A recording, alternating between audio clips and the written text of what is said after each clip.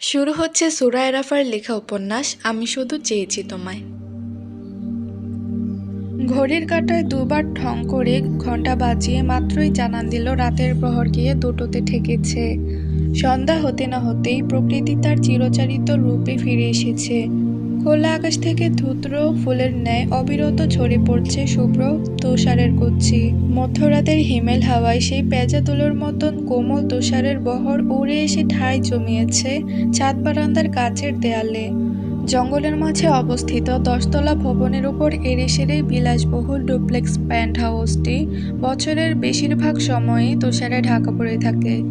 স্টাফরা যদিও পরিষ্কার পরিচ্ছন্নতায় সর্বক্ষণ তৎপর, তবে বহমান প্রকৃতি কি আর এত কিছু মেনে চলে? সে তো বয়ে চলে তার আপন নিয়মে। অথচ এত তুষারপাতের মাঝেও ছাদ বারান্দায় কাউচে গা এলিয়ে বসে সেই সন্ধ্যা থেকে এক নাগাড়ে ড্রিঙ্ক করছে ইরিশ। ওর পাশে অবস্থিত তাপমাত্রা নিয়ন্ত্রক ফায়ারপ্লেসের আগুন নেবে কখন যে কাঠ কয়লাগুলো তুষার জমে বরফ খণ্ডে পরিণত হয়েছে সেসবে নজর নেই ইরিশের। ও তো এখনো নিজের নিয়ন্ত্রণহীন কর্মকাণ্ড নিয়ে চিন্তিত। এই প্রথম নিজের কঠোর সিদ্ধান্ত, নিজের এক কথা থেকে সরে এসে কোনো কাজ করলো ইরিশ ইউভান, তাও কিনা একটা মেয়েকে বাঁচানোর জন্য। ব্যাপারটাতে ভীষণ বিব্রত ইরিশ। ওর বরফ খণ্ডের ন্যায় কঠিন হৃদয়টা কিছুই অনুভব করে না ঈশানী নামক মেয়েটার জন্য। তবুও কেন মেয়েটাকে বাঁচাতে এত কন্ট্রোললেস হয়ে পড়লো ইরিশ। সকালে সেই মুহূর্তটার কথা ভাবতে গেলে এখনো নিজেকে বিশ্বাস করে উঠতে পারে না ও। ওই মুহূর্তে ব্লাড ডায়মন্ড তো দূরে থাক, ইস্যুর কান্নার কাছে পুরো দুনিয়াটাই তুচ্ছ মনে হচ্ছিল ইরিশের। ঈশানীর অসহায় অপারক কান্না দেখে অযাচিত মন আগ্নেয়গিরির অগ্নুৎপাতের মতোই চড়াত ফুঁসে উঠল যেন। আর ইরিশের ইচ্ছে করলো ওকে কাঁদানোর বিনিময়ে পুরো দুনিয়া ধ্বংস করে দিতে। এবং ও করলো সেটাই। যে গাটা ইস্যুকে আঘাত করেছে তাকে মেরে ডেড বডি সমেত পাঠিয়ে দিয়েছে ড্যানিয়েলের নিকট। কিন্তু কেন? এমনটা তো হওয়ার কথা ছিল না কোনো কালেই। আর ঈশানী, সেই বা কেন বারবার চরম বিপদের মুখে ইরিশের দিকেই হাত বাড়িয়ে দেয়? কেন চায় ইরিশ তাকে বাঁচাক? ইরিশ তো কারো রক্ষা কবচ নয়। ইরিশের সঙ্গে তো কেবল কঠোর শব্দগুলোই যায়। আর তা হলো ভক্ষক, হিংস্র, হার্টলেস, ব্লাডি বিস্ট। তাহলে কি চায় মেয়েটা? ইরিশকে কন্ট্রোল করতে? ইরিশ ইউভানকে? অসম্ভব। কথাটা উচ্চারণ করে হকচকিয়ে উঠে বসলো ইরিশ। মনে মনে ভাবল, একটা মেয়ের জন্য আমার সিদ্ধান্ত বদলাতে পারে না, কিছুতেই না। তৎক্ষণাৎ বক্ষ গহ্বরে এক কোণে গেড়ে বসে থাকা অতি সাধারণ মনটা বলল, কেবল ওর পবিত্র সত্তাটাকে রক্ষা করার জন্যই তো আজ সকালে নিজের এত বড় সিদ্ধান্তটা মুহূর্তে বদলে ফেললি। ভুলে গেলি মহামূল্যবান ব্লাড ডায়মন্ডের কথা। এর পরিণতি কি হবে সেটা একবারও ভাবার প্রয়োজন বোধ করলি না। ড্যানিয়েলের মতো ওয়াইম্যান হান্টার সবকিছু এত সহজে ছেড়ে দিবে ভেবেছিস? এবার নিশ্চয়ই দ্বিগুণ প্রতিশোধ পরায়ণ হয়ে ফিরে আসবে সে। ওদিকে হৃদয়ের সর্বস্ব জুড়ে বিচরণ করতে থাকা হিংস্র পৈশাচিক মনটা সে কথা সঙ্গে সঙ্গে অগ্রাহ্য করে বলল, ইরিশ ইউভান কাউকে ভয় পায় না। আর ওর মতো তুচ্ছ একটা মেয়ে আমাকে কন্ট্রোল করতে এলে ওর জীবন এখানেই নরক বানিয়ে ছেড়ে দিব আমি। ভেঙে ফেলবো ওর ওই ফাকিং সরলতার সত্তা। অন্য মনটা তির্যক হেসে বলল, মেয়েটা সরল বলেই তুই সেটা করতে পারবি না, যেমনটা আজও পারিসনি। ওর ওই অসহায় সরলতায় ঘেরা ঠান্ডা সমুদ্র জলের ন্যায় নীল চোখে কিছু তো একটা আছে, যা তোর মতো হৃদয়হীন ব্লাডি বিস্টকেও এক নিমিষে বশ করে ফেলতে সক্ষম। মনের কথায় বিরক্ত হয় ইরিশ। মুহূর্তেই মুখের আদল বদলে গিয়ে চোয়াল শক্ত হয়ে ওঠে ওর। নিজের অজান্তেই হাত মুঠিবদ্ধ করে কাউচের হাতায় সজোরে ঘুষি মেরে বিড়বিড় করে বজ্রকণ্ঠে বলে ওঠে, আমার মন মস্তিষ্কের নিয়ন্ত্রক শুধুমাত্র আমি, এই Irish Yuvan, leader of Python paradise. এখানে সরলতার কোনো স্থান নেই। না, নেই। কণ্ঠে আরও খানিকটা দৃঢ়তা টানে ইরিশ। যে করেই হোক মেয়েটাকে মস্তিষ্ক থেকে তাড়াতে হবে। কাকে তাড়াতে হবে? পেছন থেকে ভেসে আসা গমগমে পৌরশালী কণ্ঠস্বরের আওয়াজে বাস্তবতায় ফিরে এলো ইরিশ। অতঃপর সামান্য ঘাড় কাত করে তুষারের উপস্থিতি নিশ্চিত করে আগের ন্যায় গা এলিয়ে দেয় কাউচের চেয়ারে। ড্রিঙ্ক করছেন আমাকে ছাড়াই? কথা বলতে বলতে ইরিশের নিকট এগিয়ে আসে তুষার। অপর পাশ থেকে ইরিশের কোনোরূপ প্রতিক্রিয়া না পেয়ে ও পুনরায় বলে, বাইরে বৃষ্টির মতো তুষার পড়ছে, অথচ আপনি ঘামছেন। নিশ্চয়ই অনেক বেশি ড্রাঙ্ক হয়ে আছেন। কথাগুলো কি এখন বলবো নাকি সকালে? যা বলতে এসেছো বলো, আমি শুনছি। তুষারের কথা পুরোপুরি শেষ হওয়ার আগেই আদেশ করে ইরিশ। তুষার হ্যাঁ সূচক মাথা নাড়িয়ে বলে, আপনি আজ ড্যানিয়েলের একজন গার্ডকে মেরে ফেলেছেন, এর আগেও তার গার্লফ্রেন্ডকে। আবারও মাঝপথে তুষারকে থামিয়ে দিয়ে ইরিশ বলে, কি বলতে চাইছো সোজা সাপটা বলো। তুষার বলল, আই থিঙ্ক খুব শীঘ্রই ড্যানিয়েল আমাদের উপর অ্যাটাক করতে পারে। এখন তো ব্লাড ডায়মন্ডও আমাদের হাতছাড়া। তাছাড়া তাছাড়া তুমি ভালো করেই জানো তুষার, যে কোনো মূল্যেই ব্লাড ডায়মন্ড আমি নিজের করেই ছাড়বো। আর আমি এও জানি ব্লাড ডায়মন্ড নিয়ে মোটেই চিন্তিত নও তুমি। তাই এই মুহূর্তে এক্সাক্ট কি নিয়ে চিন্তিত সেটা বলে ফেলো। এরিসের সঙ্গে ঘুরিয়ে পেঁচিয়ে কথা বলা মানে নিজের কথার ফাঁদে নিজেই গুলকধাঁধার মতন ফেঁসে যাওয়া। তা আন্দাজ করতে পেরে ফুস করে নিঃশ্বাস ছাড়ল তুষার। অতঃপর ধাতস্থ কণ্ঠে বলল, আমার মনে হচ্ছে এবার আর ড্যানিয়েল আপনাকে টার্গেট করবে না, আর নয়তো পাইথন প্যারাডাইসে কোনো স্পাই ঢোকাবে। এবার ড্যানিয়েলের টার্গেট হবে অন্য কেউ। কার কথা বলছো? এরিসের চোখে উৎকণ্ঠার ছাপ স্পষ্ট। তুষার স্থান দাঁড়িয়ে কিঞ্চিত ঠোঁট কামড়ে বলে ওঠে, আমি যদি ভুল না করি এবার ড্যানিয়েলের টার্গেট হবে ঈশানীতুজ কর্নিয়া। আপনি আজ ওভার রিয়েক্ট করেছেন এরিস, নিজের চুক্তি নিজেই ভঙ্গ করেছেন, নিজের তৈরি শর্ত নিজের হাতে খণ্ডন করেছেন। আজ আপনি সত্যিই একজনকে সেকেন্ড চান্স দিয়ে ফেলেছেন, এমনকি মেয়েটাকে আঘাত করার অপরাধে গার্ডটাকে মেরে পর্যন্ত ফেলেছেন। আপনার কি মনে হয় এটা ওভার রিয়েক্ট নয়? তুষারের কথা শুনে পায়ে পা তুললে আরাম করে বসল ইরিশ। অতঃপর তুষারকে সূক্ষ্ম দৃষ্টিতে পরখ করে ধারালো কণ্ঠে শোধালো, তুমি আমার দিকে আঙ্গুল তুলছো তুষার? তৎক্ষণাৎ মাথা নিচু করে ফেলল তুষার। ইরিশকে কুর্নিশ করে সম্মান জানিয়ে বলল, মাফ করবেন, সেই সাহস কিংবা শক্তি কোনোটাই নেই আমার ইরিশ। কিন্তু আমি ধারণা করছি ব্লাড ডায়মন্ডকে পায়ে ঠেলে দিয়ে যেই মেয়েকে আপনি বাঁচিয়েছেন, ড্যানিয়েল এত সহজে তার উপর থেকে কিছুতেই গিভ আপ করবে না। তুষারের কথা শুনে এদিক ওদিক ঘাড় ফেরালো ইরিশ। অতঃপর জিভ দিয়ে গাল ঠেলে নির্বিকার গলায় বলল, আমি এতটাও কাঁচা খিলাড়ি নয় তুষার। আমার দু চোখের সামনে দিয়ে আমার কোনো জিনিসকে ছিনিয়ে নিয়ে যাওয়া মুখের কথা নয়। মনে মনে বলল, আমার জিনিসের দিকে হাত বাড়ানোর স্পর্ধা দেখালে ড্যানিয়েলের মাফিয়া সাম্রাজ্য এক থাবায় ধুলোয় মিশিয়ে দেব আমি। ব্রাডবায়ের স্মরণে রাশিয়ার বাইরে গুরুত্বপূর্ণ কাজে গিয়েছে এরিশ। গত 15 দিন ধরেই প্যান্ট হাউসে নেই সে। এরিশ না থাকার দরুন পুরো প্যান্ট হাউসে সর্বক্ষণ শান্তি বিরাজমান। অন্তত ঈশানের তো সেটাই মনে হয়। ও যে এই আকাশচুম্বী প্যান্ট হাউসে বন্দি জীবনটা খুব শান্তিতে উপভোগ করছে তেমন কিছুই নয়। কিন্তু ওর কাছে এরিশ মানেই অত্যাচারী হৃদয়হীন এক জানোয়ার, যে আশেপাশে থাকলেও ঘৃণায় রিরি করে ওঠে ওর শরীর মন সবকিছু। এরিশ যতক্ষণ প্যান্ট হাউসে অবস্থান করে সেই সময়টুকু প্রচণ্ড ভয়ে কুঁকড়ে থাকে মেয়েটা। ওর ভয় হয় কখন আবার এরিশ রেগে গিয়ে শাস্তির স্বরূপ ওকে জোর জবরদস্তি করে কোনো মাফিয়া ক্লাবে পাঠিয়ে দেয়। ঈশানী সারা জীবন বন্দী হয়ে থাকতে রাজি, তবে কখনোই ওই নোংরা ক্লাবের পণ্য হতে রাজি নয়। যার ফলস্বরূপ ঈশানী আজকাল এরিশকে যতটা না ঘৃণা করে তার চেয়েও বেশি ভয় পায়। যদিও বা এই ভয়টুকু ততক্ষণই স্থায়ী হয় যতক্ষণ এরিশ এই প্যান্ট হাউসে থাকে।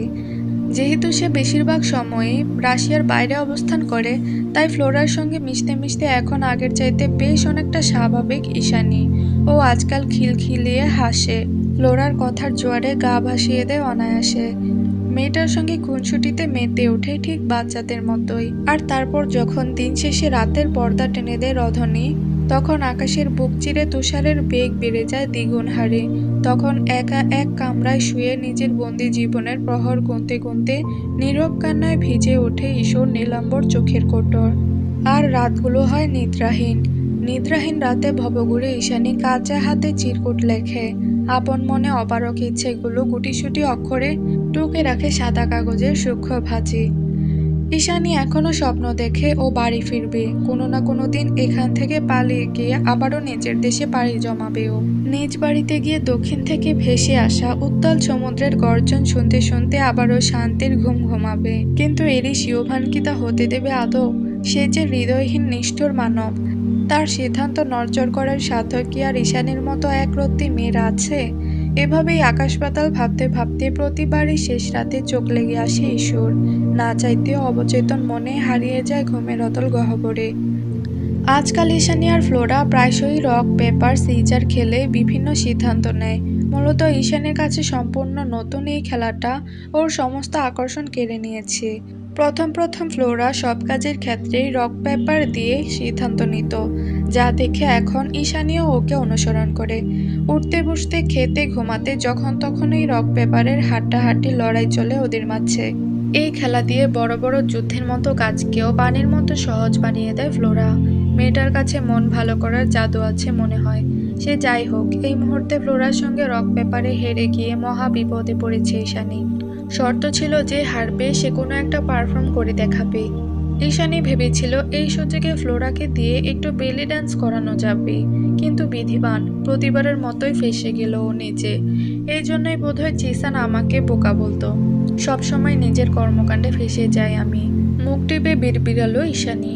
কাউচের গায়ে হেলান দিয়ে মেঝেতে বসে আছে ফ্লোরা। ঈশানীকে এভাবে হাঁসফাঁস করতে দেখে ও চট করেই বলল, একটু নেচে দেখাও তো ইস্যু।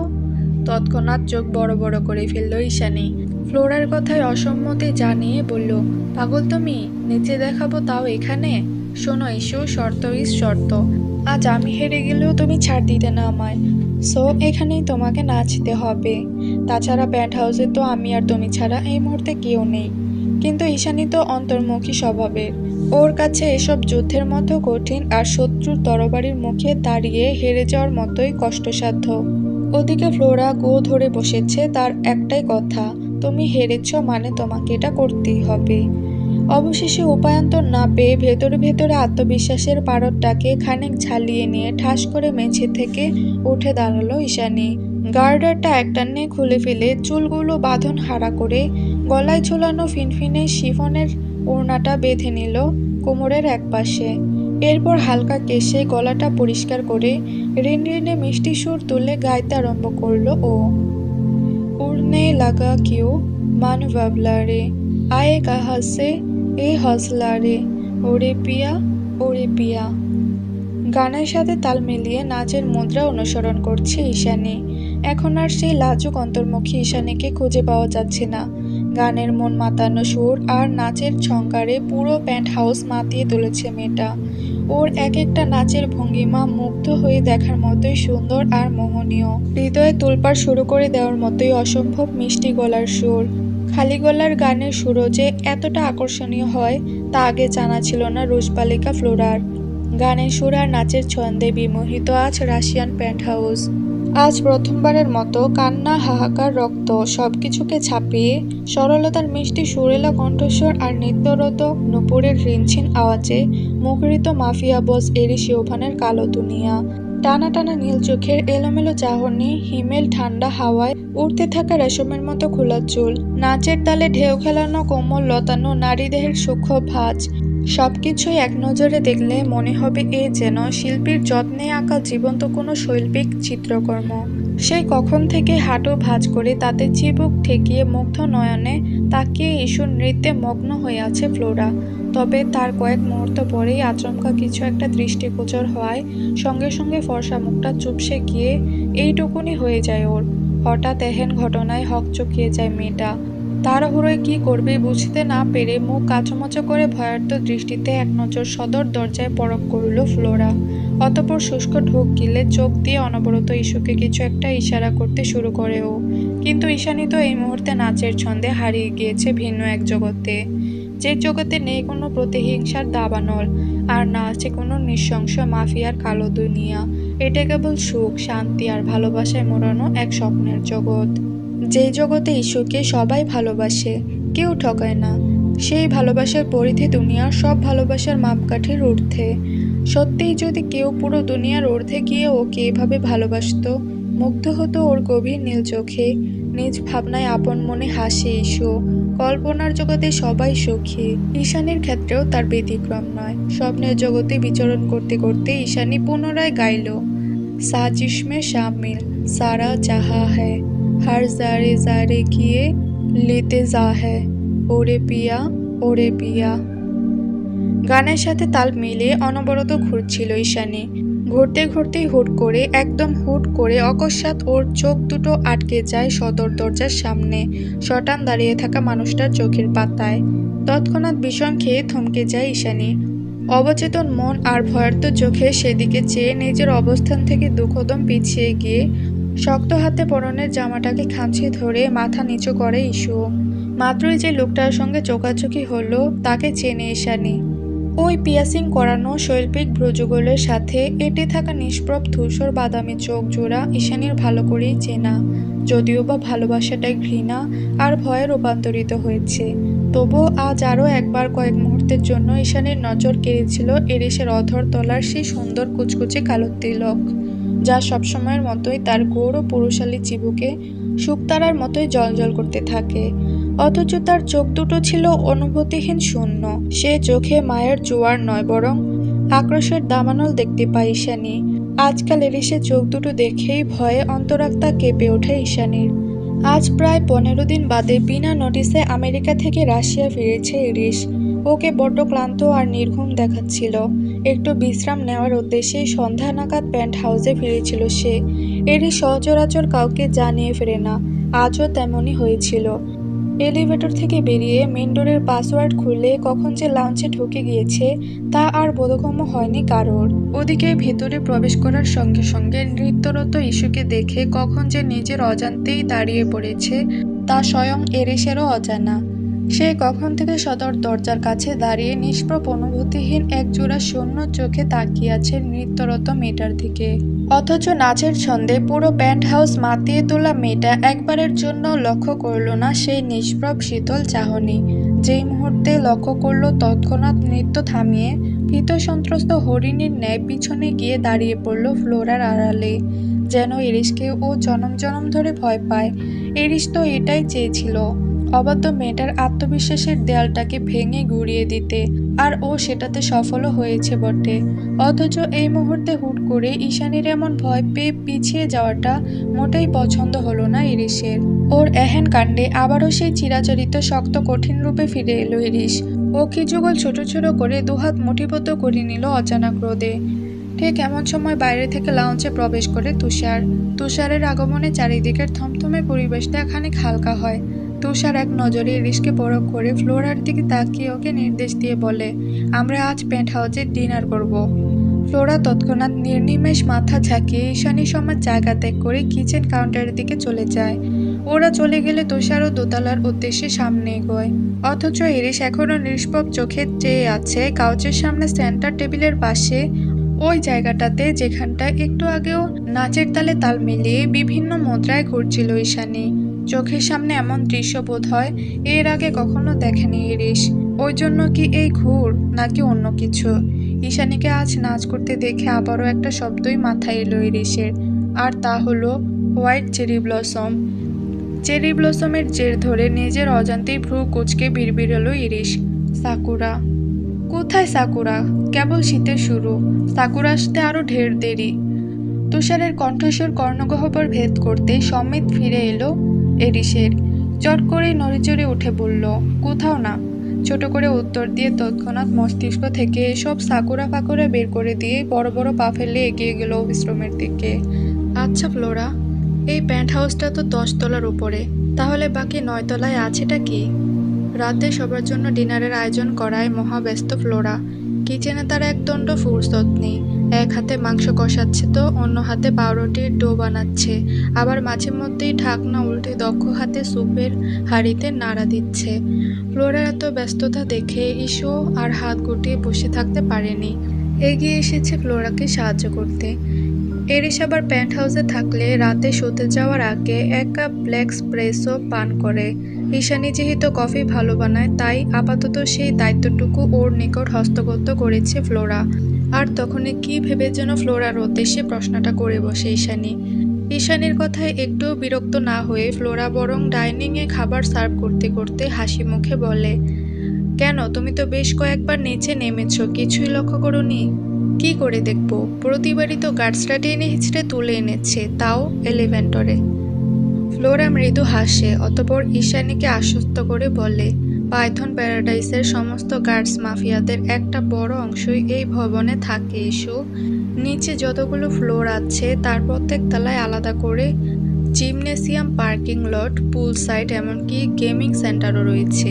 এছাড়া এই পেন্ট হাউসে শুধুমাত্র এরিস আর তুষার থাকে। এটা ডুপ্লেক্স। উপরের তলায় তাদের ঘর আর এরিসের অফিস রুম। ফ্লোরার কথার মাঝপথে ঈশানী কিঞ্চিত কৌতূহলী হয়ে শোধালো, তার মানে তুমি বলতে চাইছো বাকি 9টা ফ্লোরে গার্ডসরা থাকে, তাই তো? ফ্লোরা এবারও মুচকি হাসল। এই মেয়েটার কৌতূহলের শেষ নেই। কি হলো, হাসছো যে? 3 থেকে 9 তলা পর্যন্ত গার্ডসরা থাকে। ফ্লোরার কথার পাছে ঈশানী প্রশ্ন ছুড়ল আবারও, তাহলে ফার্স্ট ফ্লোর আর সেকেন্ড ফ্লোরে কারা থাকে? ফ্লোরা এবার একটু থমকালো, বুকের গহ্বরে খানিকটা ঠান্ডা বাতাস ভরে নিয়ে জবাব দিল, ওটা ইরিশের টর্চার। ফ্লোরার কথাতে খেয়াল দিল না ঈশানী। ওকে মাঝপথে থামিয়ে দিয়ে উল্টো শোধালো, এরিস তো অনেক বড় লোক, কালো টাকার কোনো অভাব নেই তার। তারপরেও নিজের ম্যানসনে না থেকে গার্ডসদের সঙ্গে এই পেন্ট হাউসে কেন থাকেন তিনি? এরিস কোনো সাধারণ মানুষ নয় ইস্যু, আর না তো তার জীবনযাপন অন্য 10 জনের মতোই স্বাভাবিক সুগম। এটাই তার রাজত্ব। একজন রাশিয়ান মাফিয়া কখনো স্বাভাবিক মানুষের মতো পরিবার পরিজনকে একসঙ্গে নিয়ে বাড়ি কিংবা ম্যানসনে বসবাস করতে পারে না। তাহলে তাকে নিঃশেষ হয়ে যেতে হবে। তাছাড়া মুখের কথা শেষ করতে পারল না ফ্লোরা। তার আগেই সিঁড়ি ভেঙে নিচে নেমে লাউঞ্জের দিকে এগিয়ে এলো তুষার। ওর কিছুটা পেছনে এরিসও ছিল। ফ্লোরার দৃষ্টি অনুসরণ করে উপরের দিকে তাকাতেই ঈশানী দেখতে পেল এরিস নেমে আসছে। তার পরনে সফেদ ওভারসাইজ কার্গো প্যান্ট আর সফেদ ফুল স্লিভ টি শার্ট। হঠাৎ করেই আজ এতগুলো দিন বাদে প্রথমবারের মতো এরিসকে কালো ব্যক্তিত্ব অন্য কোনো রঙে আবিষ্কার করলো ঈশানী। এর আগেও কখনোই কালো কিংবা ধূসর কালো ছাড়া অন্য কোনো রঙে দেখেনি এরিসকে। আজই প্রথমবার, তাই অবাক হলো বেশ। এই ধবধবে সাদা রঙে বেশ সুদর্শন লাগছে তাকে। কথাটা ভাবতে গেলেই আফসোস হয় ঈশানীর। মনে মনে উপহাস করে বলে, সৌন্দর্য দেখে সবকিছু বিচার করা ঠিক নয় ইস্যু। এই সফেদ রঙে তাকে বাইরে থেকে দেখে যতটা না সুদর্শন লাগছে, ভেতর থেকে তার মনটা ঠিক ততটাই কুৎসিত আর কালো। ঈশানীর ভাবনার মাঝে তুষার আর এরিস এগিয়ে এসে বসে পড়ে চেয়ার টেনে। ফ্লোরা তাদের দিকে খাবার এগিয়ে দিয়ে এক সাইডে এসে দাঁড়ায়। ঈশানী ওর পাশেই মুখ কাচুমাচু করে দাঁড়িয়ে হাতের মধ্যে হাত রেখে কচলাচ্ছে। আজ টেবিলে মজাদার সব খাবারের বহর। পেলিমিনি, বিলিনি, বিফ স্টর গানফ, পিরোগি, আপেল পাই, আস্ত কবুতরের রোস্ট, মাশরুম স্যুপ আর সবশেষে ডেজার্ট। এত খাবার একসঙ্গে দেখে অভিভূত হলো তুষার। প্লেটে খাবার তুলতে তুলতে ফ্লোরাকে জিজ্ঞেস করলো, এত আইটেম একসঙ্গে তুমি করেছো নাকি? ফ্লোরা হ্যাঁ সূচক মাথা নাড়িয়ে সম্মতি জানিয়ে বলে, হ্যাঁ, ইস্যু হেল্প করেছে। ইস্যু নামটা বুলেটের মতোই মস্তিষ্কে গিয়ে বিঁধল এরিসের। তৎক্ষণাৎ কি যেন ভেবে ঈশানীর দিকে সামান্য ঘাড় ঘোরালো। সেদিনের মতো আজও সবার চোখ গেল মেয়েটার পায়ের দিকে। কনকনে ঠান্ডায় এখনো খালি পায়ে মেঝেতে দাঁড়িয়ে আছে মেয়েটা। তীব্র ঠান্ডায় রক্ত জমাট বেঁধে লাল হয়ে আছে কোমল পা দুটো। শরীরের এক টুকরো গরম কাপড়ের অস্তিত্ব নেই। ফ্লোরার কাছ থেকে পাওয়া ফিনফিনে একটা হাঁটু সমান ফ্রক পরে আছে শুধু। ভীত সন্ত্রস্ত টানা টানা চোখগুলো এখনো মেঝেতেই নিবদ্ধ তার। মেয়েটাকে দেখলেই কেমন বুকের ভেতরটা দাও দাও করে জ্বলে ওঠে এরিসের। কালো দুনিয়ার সম্রাট হয়ে এত পবিত্র একটা সরল মেয়েকে কি করে নিজের হেফাজতে রেখেছে ও? কি করেই বা ওরই পেন্ট হাউসে অক্ষত অবস্থায় দাঁড়িয়ে আছে মেয়েটা? পবিত্র আর পাপী সত্তা তো কখনোই সমঝোতা করে একই ছাদের নিচে থাকতে পারে না। এদের দুজনের মধ্যে একজনের ধ্বংস অবধারিত। সেটা জেনে শুনেও মেয়েটার পবিত্র সত্তায় পাপের আজ পর্যন্ত লাগতে দেয়নি এরিস। কিন্তু কেন? সেই ভেবেই হঠাৎ হঠাৎ দিশেহারা হয়ে যায় এরিস। মস্তিষ্কটাও যেন তখন পুরোপুরি কর্মক্ষম হয়ে ঝিমিয়ে পড়ে এক কোণে। কফিটা আজ অসাধারণ হয়েছে। স্বাদ গন্ধ দুটোই বেশ স্ট্রং। তুষারের কথায় ধ্যান ভাঙে এরিসের। ভাবনা থেকে বেরিয়ে ভারী মস্তিষ্কটাকে একটু হালকা করার প্রয়াসে নিচেও চুমুক দেয় কফির কাপে। ঠিক তখনই ফ্লোরা বলে ওঠে, কফিটা ইস্যু বানিয়েছে। ফ্লোরার কথার পাচ্ছে ঈশানীর দিকে দৃষ্টিপাত করে তুষার বলল, খুব ভালো কফি বানাও তুমি। জবাবে হ্যাঁ না কিছুই বলে না ঈশানী। মাথা নিচু করে শুনে যায় শুধু। এরিস কফির কাপে দ্বিতীয়বারের মতো চুমুক দিয়ে আবারও কয়েক সেকেন্ডের জন্য আর চোখে পরক করে ইস্যুর দিকে। অতঃপর ঘাড় ঘুরিয়ে তুষারকে উদ্দেশ্য করে বলে ওঠে, আই থিঙ্ক ফ্লোরার কিছু জামা কাপড় প্রয়োজন। আগামীকাল সময় করে ওদের নিয়ে শপিং মলে ঘুরে আসো একটু। এরিসের কথার সম্মতি জানিয়ে কফি খেতে খেতে হ্যাঁ সূচক মাথা নাড়ায় তুষার। তখন মাঝরাত, হাতের সব কাজ শেষ করে মাত্রই শুতে এসেছে ঈশানী। তবে ওর চোখের পাতায় একরত্তি ঘুম নেই আজ। একটু আগে শপিং মলে যাওয়ার অনুমতিটা মেঘনার চাইতে জলের মতোই অবিশ্বাস্য লেগেছিল ওর নিকট। এটাই একমাত্র সুযোগ এখান থেকে পালানোর। যে করেই হোক এই সুযোগ কাজে লাগাতেই হবে ঈশানীর। আগামীকাল সকালের অপেক্ষায় বারবার হৃদয়টা নেচে উঠছে ওর। কখন কাটবে এই খুটখুটে আধার রাত? কখনই বা এই বন্দি প্যান্ট হাউস জীবনের ইতি ঘটাবে ঈশানী। এইটুকুই ছিল আমি শুধু চেয়েছি তোমায় গল্পের পর্ব 12। ভিডিওটি ভালো লাগলে একটি লাইক দিবেন এবং পরবর্তী পর্বগুলো দেখতে চ্যানেলটি সাবস্ক্রাইব করে রাখবেন।